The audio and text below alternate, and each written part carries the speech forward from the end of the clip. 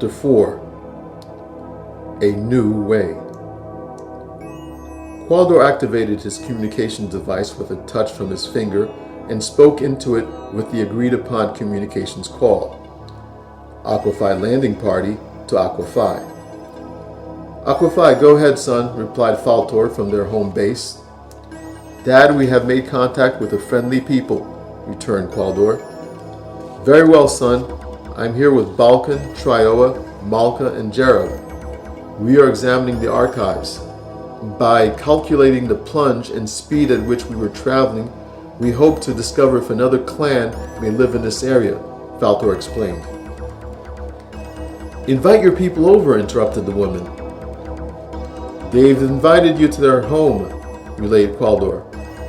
All of us here are happy to hear that. We will make preparations to meet these people, promised Faltor. Aqua Phi landing party confirmed. Over and out, Qualdor ended. He returned his communications device to its compartment when suddenly, dangerous ray beams sprayed all around them. They cut down plants and burned holes into the huts. What started out as a friendly conversation now became a frantic search for protective cover. Those who could see in the dark entered the protection of their huts and shut the doors. Qualdor quickly wrapped his arm around Sonny's shoulders and his other arm around Troy and on Arad's shoulder. He cried out, "Down!" before they fell to the ground for cover. What is going on? Arad asked frantically. I don't know, but we have to make it back to the ship, Qualdor yelled. The beams came dangerously close to them, scaring Sonny to the point where her anxiety was apparent. Run! Sonny screamed. They all got up and jetted back in the same direction they ventured from earlier. The force of the beams whizzed against their bodies and helped them pick up the pace. They all let out their own loud and panicked cries as they made their way back to the Aqua Phi. When the welcoming sign of their vessel was in view, Qualdor unleashed his communications device and yelled into it, Aqua Phi, we are under attack! Open! Open! Open! They hoped the craft's door would open in time for them to leap into its refuge. Phasar heard the frantic command over the communications system and so directed the controls in time to hurry the communications room door open. As quickly as they had leapt out of the communications center earlier to venture into the misty darkness, they now bolted into the ship away from the fiery lights outside. They each released a loud, painful grunt as Sonny, Qualdor, and Troy fell on top of each other when landing back in the Aqua Phi. Arad landed as if an outside force had pushed him farther than the others. Beams sprayed against the Aqua Phi's exterior. While the doors were open, the violent beams damaged the inside of the communications room until the doors slid shut. Faltor made his return into the systems center and could see the Aqua Phi under attack by heavily armed, eel-skinned men wearing underwater night vision goggles. Intensify shields, he ordered at Phasar, who immediately did so. Get us out of here, Phasar, and as soon as we're up, blast on every exterior light this ship has, Faltor commanded. In his wisdom, Faltor suspected their night vision goggles only allowed the eel-skinned men to see in the dark, but did not provide them any protection from bright lights. Upon his command, the Aqua Phi burst upwards, and immediately the entire area exploded into bright illumination. The deadly pursuers ripped off their night vision goggles and rubbed their eyes while holding their heads in excruciating pain. They bent down on their knees and buried their heads into their arms while on the ground. As the Aqua Phi flew higher and faster ahead, the reconnaissance crew tried to regain their composure. Breathing heavily, Qualdor, Sonny, and Troy stood up slowly. They desperately looked around for Arad, hoping he wasn't lost in the clutches of darkness. They followed the sound of painful growls and saw Arad laying face down on the floor and kicking his left leg. It was his reaction to the excruciating pain he felt from a burn on his right shoulder near his neck. Arad attempted to contain his screams while smoke from the burn ascended above his shoulder. We need to call Dr. Zarat in the medical center, Troy said with urgency as he hurried over to the communications device. Sonny and Qualdor walked over to Arad and comforted him. Transportation center to Dr. Zarat in the medical center, Troy communicated. Medical center, this is Vienna, Dr. Zarat's assistant. How can we help you? Sang a pleasant voice over the communicator. This is Troy. I am in a transportation hub.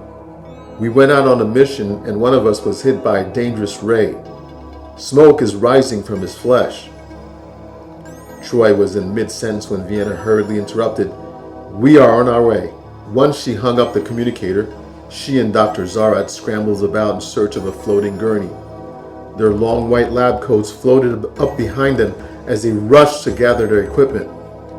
Vienna and the doctor ran quickly through the corridors as the gurney glided behind them, following the motion of their coats via the sensors that were installed on it.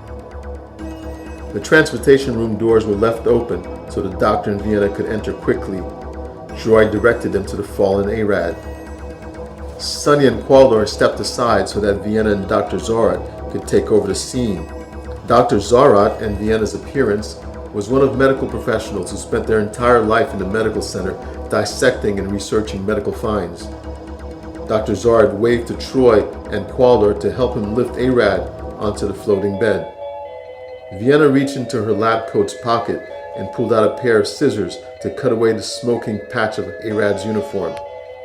The doctor and his assistant rushed out of the transportation room with the floating device carrying Arad closely behind them. Qualdor, Sonny, and Troy hurried their pace to keep up with them. The Aqua Phi jolted briefly in the water, causing Dr. Zarat and Vienna to suddenly stop.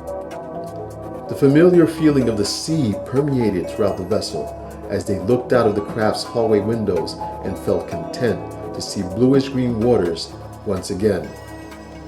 As the feeling of comfort subsided, they hurriedly returned to the urgency of the task before them. They sped toward the medical center while the good doctor and his assistant spoke in medical terms no one else understood.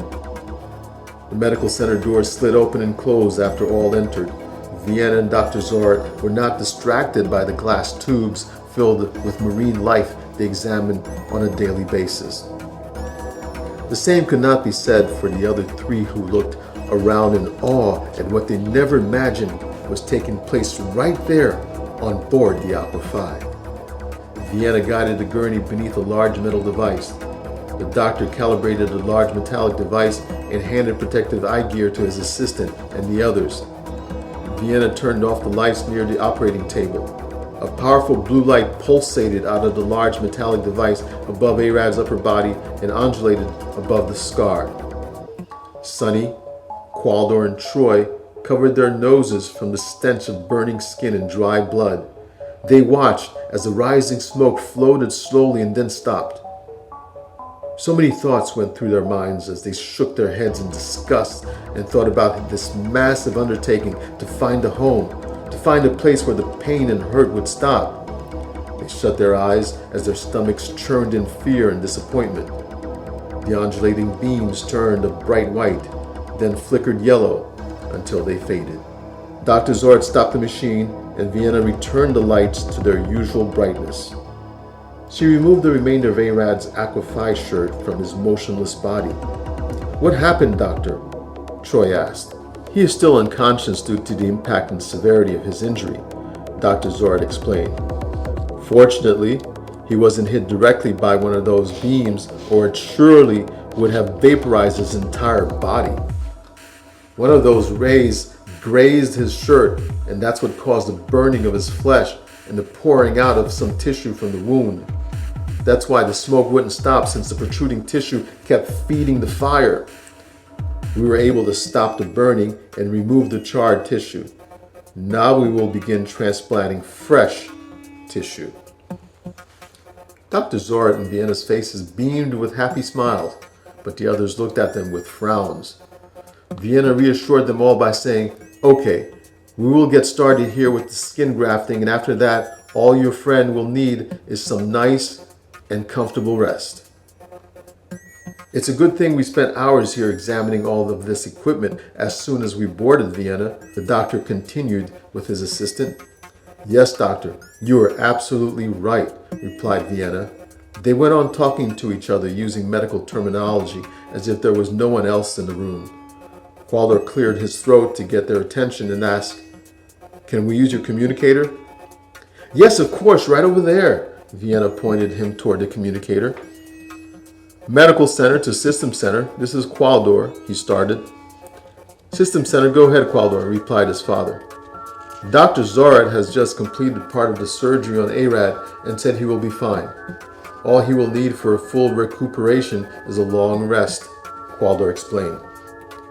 "That's absolutely great news. After what we've all been through, I think we all need some rest," exclaimed Faltor.